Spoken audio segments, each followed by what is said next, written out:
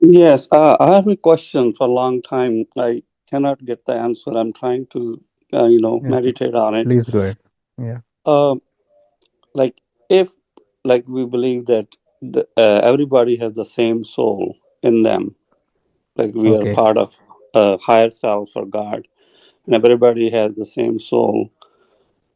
And why then everybody's different? Hmm. So, is the soul is the same? Why is everybody different? Yeah, So that's behave where, different. Yeah, yes, act yes. different, behave different, talk different. And why not everybody should be the same nice people, everybody like God is? Who told you God is nice? Well, to me it is.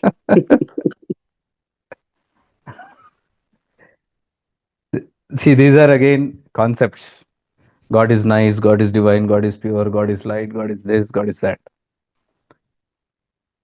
We can go on defining names, thousand names of Allah, thousand names of Ma Lalita or Mother, or thousand names of Shiva. My question is why complicate so much? Because so many names and all that. Same way, like the names, we have all these attributes. What you just mentioned is an attribute. God is love, God is light, God is good, God is. God is neither good, neither bad. God is neither divine, neither evil. What we call as pure consciousness is simply pure consciousness, which has nothing to do with the so called dramas of the world. Your question will be answered in all manner if you try to pay attention to what I'm trying to say. When we say Shiva is pure consciousness, that Shiva is without the name Shiva. For the sake of explaining, we keep talking about Shiva, Shakti, or Paramashiva, Parabhairava, and we only get more complicated with all this. Are you seeing it? Pure consciousness doesn't have a name, it doesn't have an attribute also. The purest of consciousness, what we are calling the purest of God, because God has two different kind of definitions here. One is the God that we know with the attributes. One is the God without the attributes. That is what we know as Nirguna Nirakara Shiva. Without attributes, without form, without name. Then we have gods with name and forms, which we know as Sadashiva, the Pancha Mukhi, the five heads, three heads, two heads, 10 heads. All these heads are symbolic representations of the attributes. Like Panchamukhi Shiva is the five attributes of the God which has now manifested. One is unmanifested God, one is the manifested God. So, probably when you say God is good, God is nice, you're talking about the manifest God, which we know as Ishvara. Something has manifested. But this is all very common talks of the manifested God. Everybody knows. All the religions talk about different manifestations of God: a Hindu God, Muslim God, Christian God, Jewish God. They're all manifested in different forms, different attributes. All have different attributes, different functions, different natures. Like you said, God is good. I can show you God is bad also. I can show you angry gods also. I can show you lustful gods also. I will show you gods with vengeance. I can show you gods that give curses. Not me. Your mythology says all that. You look into mythology, you'll get all kind of gods and goddesses of all attributes. Which I have been asking many times this question: if God has these attributes like us, what is the difference between us and God then? Because what I said, angry, lustful, jealous gods, we all have that qualities. And what is the difference between God and us? You look at the wars that gods have, they are jealous. Indra is jealous. Indra is a god. He is jealous. There are many gods fighting out of jealousy. You'll find in Purana full of dramatic incidents, which I have told you. There is disgusting things in Purana. There is homosexuality, there is bestiality, there is incest, there is rape, there is covetousness. You can see gods chasing each other's wives. You can see wars going on for them. You can see murders, brutal murders. You can see gods wiping out species.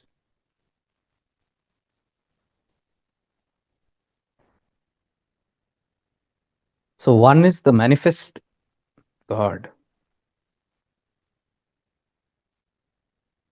When you connect to the manifest gods, you have to deal with all these attributes. Simple as that. You will have to deal with the anger of Shiva. You will have to deal with the love of Shiva. You will have to be scared of Shiva. You will have to be loving to Shiva. The way your God behaves, accordingly your nature, or the way you behave, God's nature will be. You do a sin, God will get angry with you. You do something nice, God is going to be very happy with you and give you heavens. Do you see this? Hmm. This is called very, very conditional. These are all conditional relationships, even that we have with God. Very, very conditional. Based on how my nature change, God's nature change, or how nature of God change, I change. So that is why this which keeps on changing and fluctuating is known as illusion. That which never changes, which is in that infinite state, which is neither this nor that. I'll just mute you for a while, okay? And if you need, just because disturbance are coming. It is a very neutral zone, that consciousness, pure consciousness. That is why the people who are seeking liberation, the people who are seeking liberation want to go beyond all these dramas, even with ourselves, with gods, with evil. Done with it. It's all so conditional. Heavens and hells and everything looks so conditional and so temporary, so changing. Today you can be in hell, tomorrow you can be in heaven. And if you are in heaven, there is no guarantee you're going to be there forever. It's also temporary games. So the soul eventually gets tired of all this. That is when it seeks what is that space which is beyond all these troubles, which is neither fluctuating between these two dualities. That is the time the seekers of liberation want to go beyond the forms, beyond all attributes. That is the time only they can aim for Nirguna Nirakara, the formless, the pure, the attributeless, the unconditional. Please understand, that is a very unconditional space, the pure unmanifest God, what we are calling. Because why it is unconditional is because it does not react to anything that you do. It is simply the provider of the light. It is the source of light by which we are doing all these dramas, by which the whole prakriti has come into existence. It only provides the source. It has nothing to do with the drama. Drama is the free will given to the game itself. How the game is being played, it's upon us. So the first form of manifestation, that is duality, when Ishvara comes out, that is the first form that comes out. Form means impurity. Impurity has begun. It's not the purest form. And form means it is temporary because what has come out will go in. You see this? What has risen has to fall. What has birth will die. So creation begins, creation will finish. So that which begins and finishes, how can it be permanent? How can it be stable? Because the very nature of creation and destruction itself says there is something to be created, something is going to be maintained, and something is going to be destroyed. It immediately shows you the changing nature. And anything that changes cannot give you happiness, peace, contentment. Because by the time you're settled into one space of a setting and you're enjoying the peace or contentment, by nature it has to change. So the moment it changes, you are at inconvenience.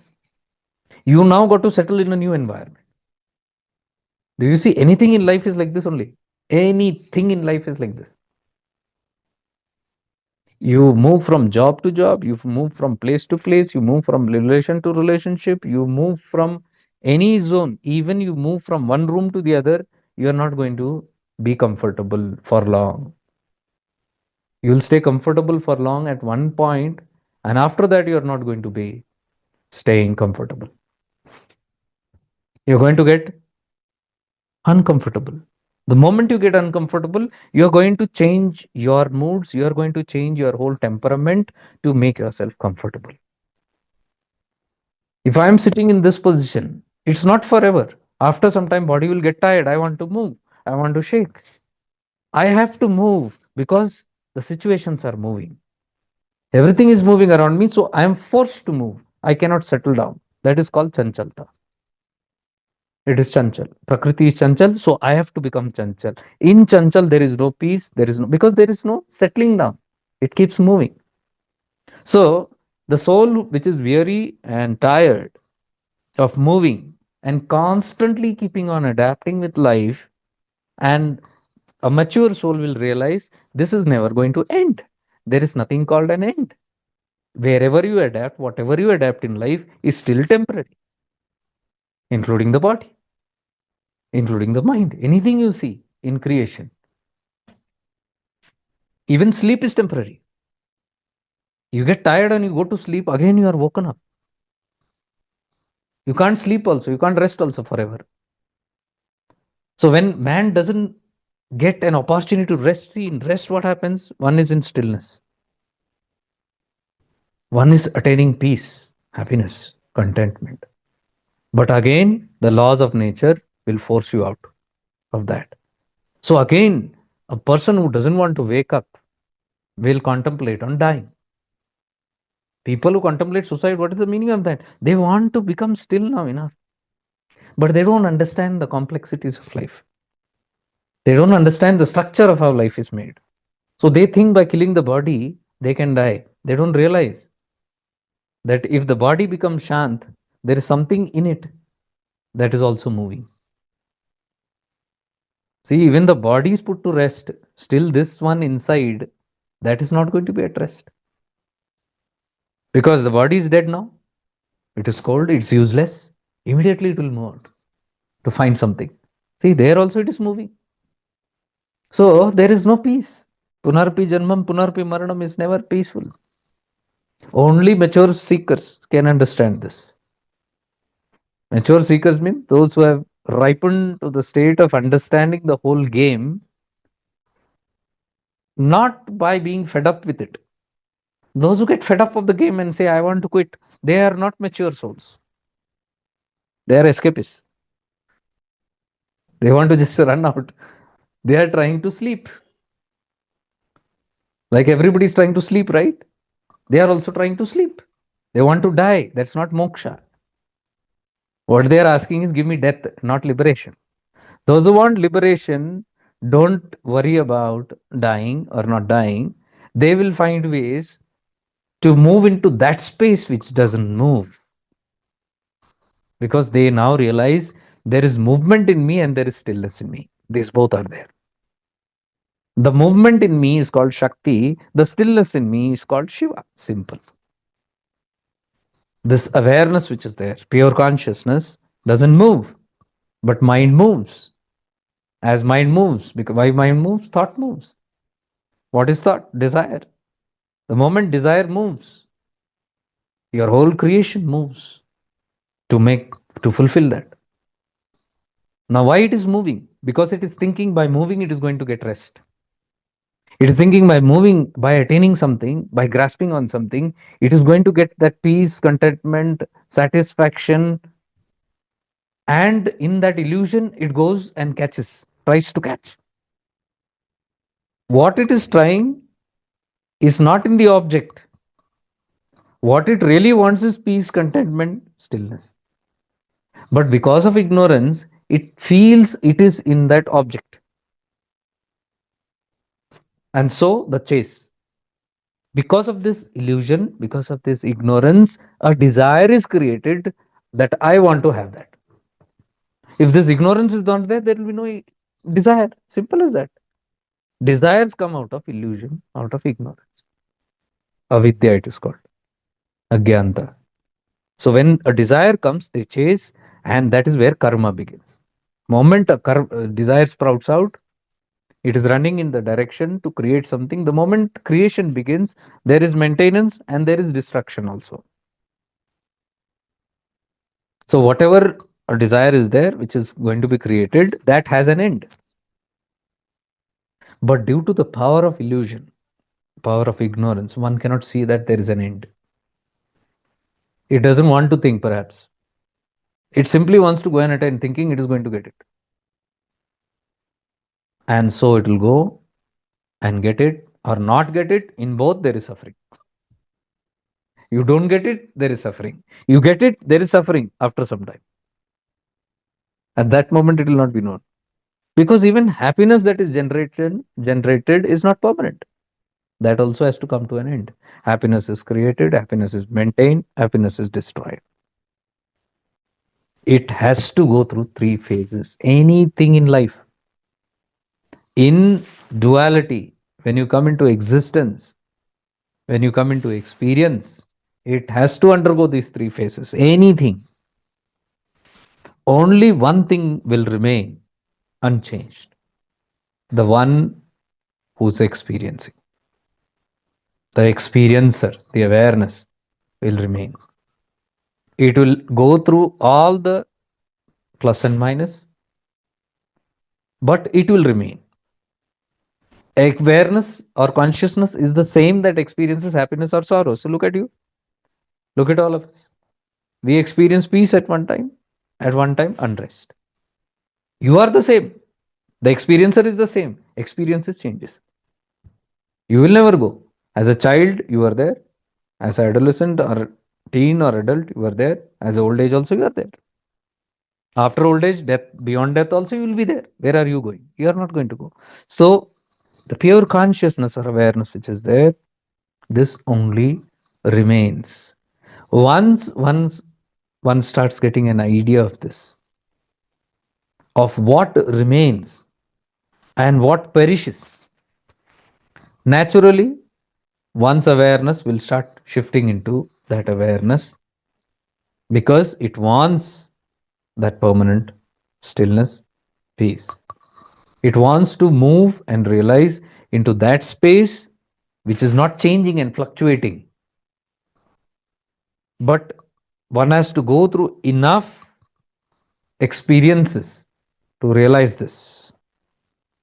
Maybe even lifetimes, many janmas, to repeatedly chase, try to maintain, and let it see it go and suffer.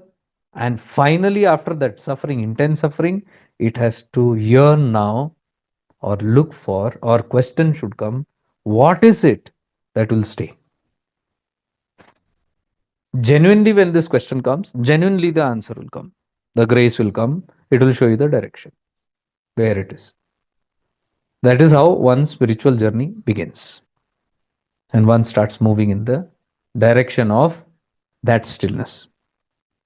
Now, stillness, as I told you, cannot come from God because God also is moving. God also appears and disappears. Brahma, Vishnu, Rudra, all three come and all three will disappear also. They die. As creation begins, Brahma, Vishnu, Mahesh, three come. As the creation destroys, all three go back. Now, if this comes and goes, this also is temporary. You holding on to any God also is temporary. No God is going to give you permanent space. Because even if some God favors you, they will give you heaven. That heaven also is changing. That heaven also is temporary. Anything that your temporary gods can give you is temporary. It is all the play of the temporary. A temporary God appearing, temporary dimensions created, temporary beings created. Do you see that? The whole play is in temporary. All this temporary will appear and disappear. What appears and disappears is called Maya, is called illusion. We, the ones who are experiencing this appearance and disappearance, we are always there. But due to Agyanta again, due to the ignorance, because we have identified ourselves with the temporariness. What is temporary? Body is temporary, mind is temporary, intellect is temporary, all these koshas are temporary, ego is temporary. We have identified with these more. So we call ourselves as this being. We call ourselves human being. We are not human beings. We are the one conscious awareness that is peeping through a human being and having an experience of life. Because this pure consciousness cannot experience anything until it enters some temporary body to have a temporary experience. It gets into a temporary body to have a temporary experience, a play, a drama. It wants to go and act, experience something. It's like a trip. You're going on a trip. You want to go for a trip or you want to go for a movie. All those who go for a movie and trip know that the trip will end, movie will end.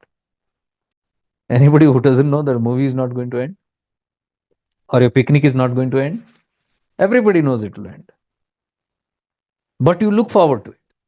You look forward to relishing that particular picnic. You go for retreats, for example, 6 days, 3 days, 9 days, whatever. You know it's going to end, but you don't want to think about the end because you go there, you're going to have a blissful time, you're going to enjoy that space, and you don't think about the ending, isn't it? You think about, let me go there, बाद में देखा जाएगा, whatever. And that is why when you are not aware of the temporariness of things, when you are going there, excitement is there. During the time, there is excitement. And as the time comes to an end, when the movie is coming to an end, play is coming to an end, retreat is coming to an end, picnic is coming to an end, you will feel something. Because you know internally it's going to die. Destruction. Brahma Tattva hua, Vishnu Tattva chal raha hai. Now destruction is coming. You know destruction is coming. But even though you know destruction is coming, you'll still try to hold on to the best of moments that you can make. Have you seen this? You want to relish that. I've told in retreats only, you are telling, oh, you're counting your days and you're enjoying. Why you all are all very serious?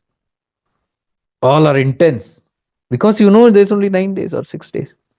If I tell you 9 months you are going to be here, will you be that intense? No, your intensity will drop. I'll say, Aram se karenge. If you say 9 years you're going to be here, you will not do anything. You'll say maybe next week I'll go on the hill or next week or next month dekhenge Giri Pradakshina. Next month. Now there is very less time. You're thinking, should I go in the morning or in the afternoon or in the evening or at night? Time is less. So what are you doing? Trying to make the best out of that 9 days. Exactly that is how our nature is. When we come onto earth to have an experience, we don't think about the end. We just want to go there. Exciting hai. And once you are here, you now what are we doing? Trying to make the best before you drop the body, isn't it? Especially when the age is running out. Have you seen? You get more tensed. Oh, my time is coming to an end. Now I have to get do puck up with something. You're going to take life very seriously because you know it's a limited time. Now, who knows the limited time? The limited temporary ignorance. There is no limited time. There is unlimited time. But because we have identified with a limited body, we think it is a limited time we have. In that there is urgency, in that there is suffering. Do you see? In that there is regret, in that there is hurry, in that there is fear. So many things come. Just identifying with the false itself is enough to give you all the kind of sufferings. Whereas identifying with the reality, shifting into awareness, if you are aware, who cares? Who cares how many years, how many lifetimes? What does it matter? Because I exist. I will exist in this form. or in some other form. Where am I going to die? I don't die. I simply create different experiences. Of course, that is if I want to create another experience, because one who's aware knows that that new experience also is another bullshit. That new experience is another picnic that you're going. Same excitement. Oh, another one. You don't know that also is going to come to an end. जब देखा जाएगा. Every lifetime this only we do. So until one realizes thoroughly this play, there is no freedom. In this, we might wriggle like a worm, trying to find solution in the temporariness. We are going to thoroughly fail, because there is nothing called a permanent solution in a temporary drama. Now, how many are ready to wake up to this? That's left up to your prarabdha, your decision. But when you wake up, when you realize the whole thing, you simply lose interest in the dramas of the mind, of the temporariness, of this temporary planets, temporary dimensions, traveling here and there. What meaning does it give? A seeker who's moving to the path of self realization or liberation becomes more cautious, becomes more vigilant, because they thoroughly know any new desire, any new step is going to cost them. Are you understanding? There's a cost to be paid. Now, if one is ready to pay the cost, there is no problem. That God is unconditional. Supreme consciousness, it will still continue giving you the light. It is not going to shut down the light by saying, what do you call that? Electricity bill nahi bhara to light kaat denge. If the electricity bill is not paid, we are going to shut down the electricity. Nothing of that sort. It is simply going to continue supplying you whether you pay the bill or not. You like to play, you continue. You don't like, if you are done with enough experiences and you're bored, you're bored with the same old dramas of life. There's nothing new in that. Same stuff, same holding on to, same delightfulness temporary, and same shifting every moment, same adjustment every moment to make yourself comfortable in life. All the time struggling to keep struggling in life. If one is ready for that, fantastic. But if one is not ready for that, why would anybody get into it? So it depends. It all depends on individual to individual. So the question that you asked about God, if all is one, then why are we different? We are different because of identities. This getting ourselves hooked on with our own identity is what makes us separate from that one pure awareness, consciousness. We are sitting here. All of them have different identities. Not one nature is same. But if you see who is illuminating everybody's identity, it is the same consciousness, same illumination of light, same awareness. Awareness enters, it's like a pure white light entering into 10 different bottles of 10 different colors: red, green, blue, orange, black, whatever. White light is that one God that we're talking about. God is the same. The light that enters into all the bottles also is white. The light that transmits beyond the glass, red, green, blue, orange, yellow, purple, whatever light color you see, that also is because of the white light only. But every bottle is displaying different colors. So white light is now looking as different colored lights. But if you see the science behind it, illumination is the same white light. What is the rainbow made of?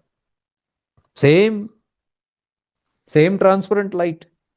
That only, like a prism, it refracts and it displays seven colors. But to call it seven colors is foolish, because the rainbow is never seven colors. It looks, yeah, one second. It looks like seven colors. That look is an illusion. You look at the rainbow, rainbow doesn't exist. A rainbow appears and disappears. You go into the rainbow, you can't see it.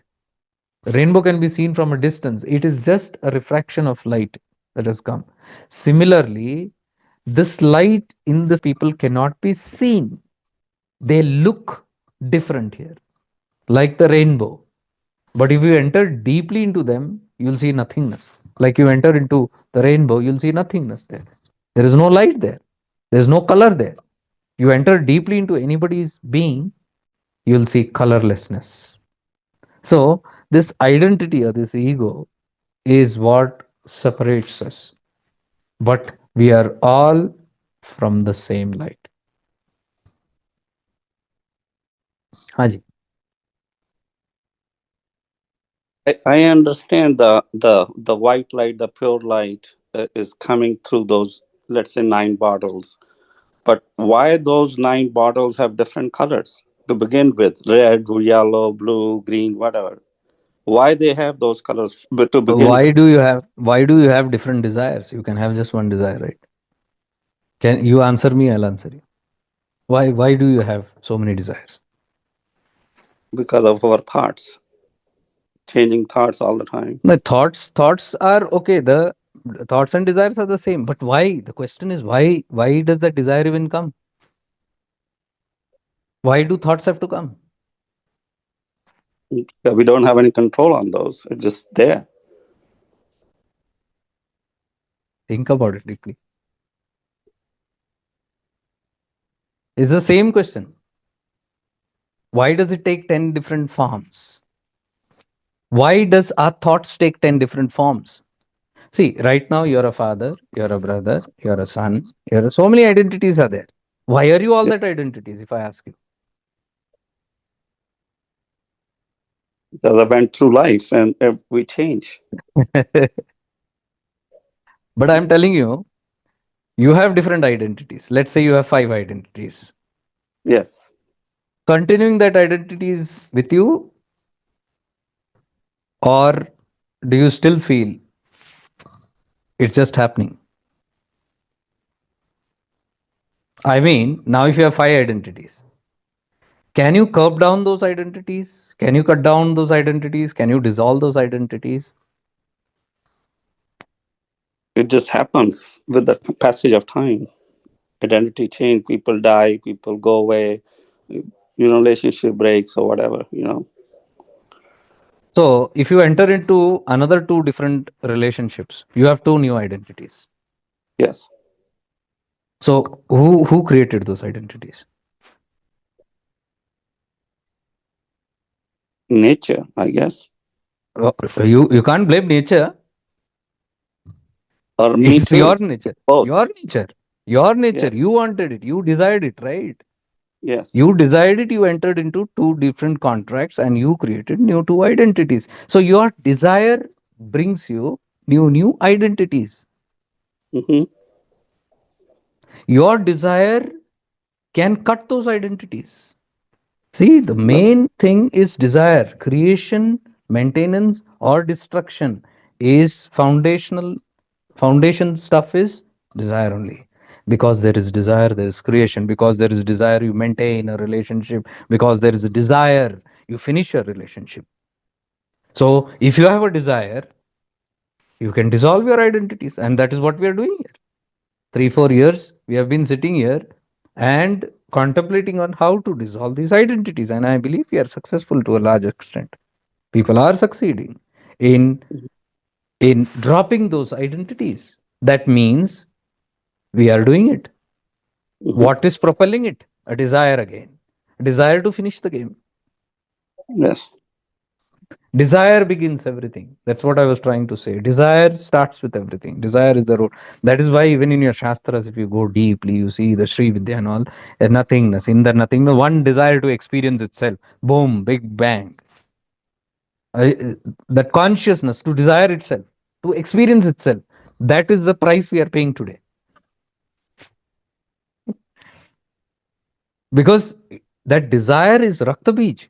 It starts with, okay, just one experience. But by the time you know, it has multiplied. See, we began with one identity, but how many identities have we accumulated? All throughout these lifetimes. Every lifetime we have new desires. Rakta Bija. It goes on expanding, rooted by desire. Now, if you ask why desire comes, I explained it. Because of ignorance. Ignorance that what is desire? Desire is to feel complete. Any desire you see is always to feel complete. You create something, you want to feel happy and content. That is why you create something. You maintain whatever you have created. You want to feel successful, happy, peaceful, contented. That is why you are maintaining it. When these two are troubling you, creation and maintenance, and you say this is too much, a relationship, a job, a place, done with it, fed up, you want to destroy it. You only destroy it. That desire only. What is the desire there? To attain peace again. By finishing all these things, I want peace. So, see, the basic desire is rooted or is targeted only for coming to the state of peacefulness. But the problem is because it is an illusionary lookout, what we are looking at, illusionary things, it feels that I can get contentment either by creating or by maintaining or by destroying. And I keep on rotating in this because none of this is permanent. What I create also is not giving me happiness. What I maintain also is not giving me. What I destroy also is not giving me happiness. I destroy one relationship, I jump into another. Are you getting it? It doesn't stop. It can only stop by what we call anugrah shakti, grace. When grace develops in us, when the time comes, the grace shows us from inside, this feeling arises. You start seeing the temporariness of things. You start seeing how repeatedly we are chasing and there is no end to it. When you know there is no end to it, when you see the crystal clear picture of it, you start losing interest in these desires because now you know these desires are not giving you peace, contentment, happiness, the very reason why you chose it, why you chased it. Now your hunt is to find where is that which you will get. The moment you are told by your guru, by shastras, whatever, look there, the one, the seer, turn there, you'll see. People will start turning and testing there also. Why is the chase inside? Why is spirituality? Why they want to go to God, Guru? What? There also they are seeking peace, contentment, happiness. And when they start getting glimpse of it and they slowly start realize, yes, and they start comparing. They say, yes, this is more lighter, this is more peaceful, and this is more sustainable.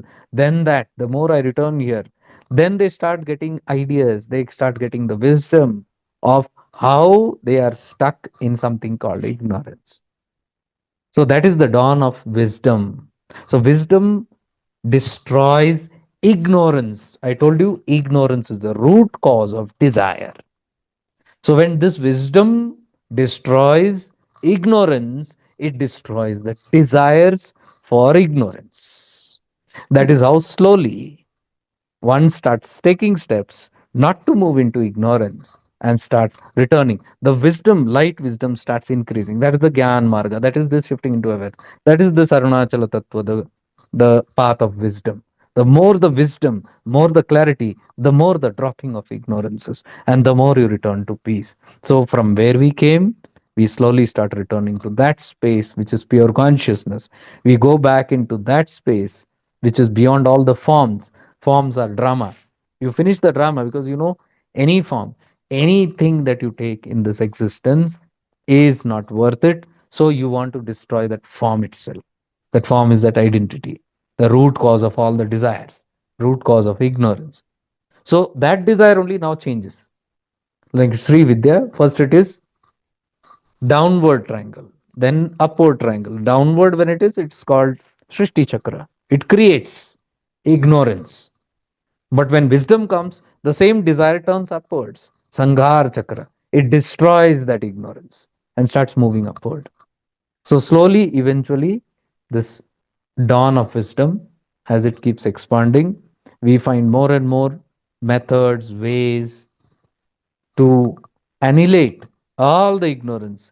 And the with time, slowly, ignorance keeps on reducing, and more the wisdom, the more the clarity, more the peace, more the freedom, and more the incentive they get of the freedom and peace, they know now it is surely there. So that's how they uh, transcend all this eventually, all the identities and everything, and they leave behind this ignorance. That's how we go back. So get Does that answer? jnana as much as you can, get gyan to eliminate the ignorance within you. That's what it Yes, is. yes. Because Agyanta created all the nuisance. Mm-hmm. Only Gyan can remove that Agyanta. Yes. Only wisdom can remove the ignorance, which is the root cause of desire, root cause of all the sufferings. That wisdom only is known as the light of that God. What we are calling as light is Gyan. What we are calling as darkness is Agyanta. Guru. Gu means ignorance. Ru means light. The one who puts light on the darkness. So those two forms only are explained in Panchakritya of Shiva. One is known as Tirobhava. Tirobhava is by which the ignorance expands. The whole creation starts, the desire starts. It is allowed to have an experience. And Anugrah Shakti is the light, which retracts it back. The wisdom. When the Anugrah Shakti activates, the light of wisdom explodes from within. And that starts expanding. So that is the play of that grace only. So ignorance puts you forth, wisdom brings you back. Panchakritya. The two qualities in the God that we are talking about, Ishvara. The other three are Brahma, Vishnu, and Mahesh, which we know. The the readiness, the power to create, the power to maintain, power to destroy. In this, we play games. We keep creating, we keep maintaining, we keep destroying and jumping to another creation, again maintaining, again destroying and jumping, and goes on. Brahma, Vishnu, Mahesh, Brahma, Vishnu, Mahesh. What is propelling it? The Tirobhava nature, the allowance for this whole play. And what finishes the game? Anugrah Shakti, which winds up the whole thing with the light of wisdom. So, wisdom only can illuminate the root cause of creation. The whole suffering, the whole Shrishti can be destroyed only by light. That light only is shown as the third eye of Shiva. When Shiva opens his third eye, the wisdom has opened. The light of wisdom, fire of wisdom burns all the ignorance and everything, all the identities, all these colorful glasses are all blown out and it returns back to its original state of one God. Fine? Thank you. Thank you so much. Yeah. Thank you. Nice question. I think we had a different angle to understanding this. I shall put this on YouTube because it's good. People will understand it more clearly. This whole game, what it's about.